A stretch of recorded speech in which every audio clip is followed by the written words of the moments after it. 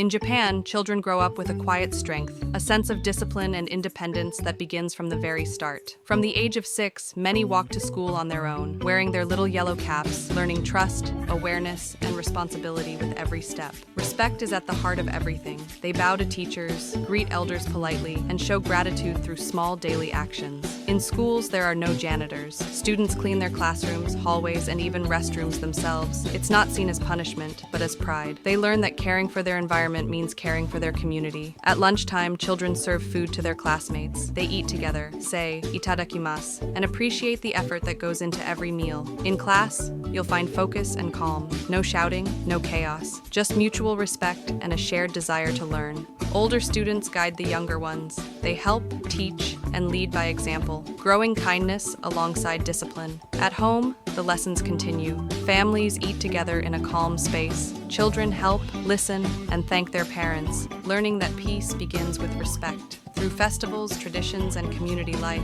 they stay connected to their culture, celebrating not just fun, but belonging. Because in Japan, discipline isn't enforced, it's lived. Children are trusted with responsibility early on, and from that trust, they grow into confident, kind, and independent adults.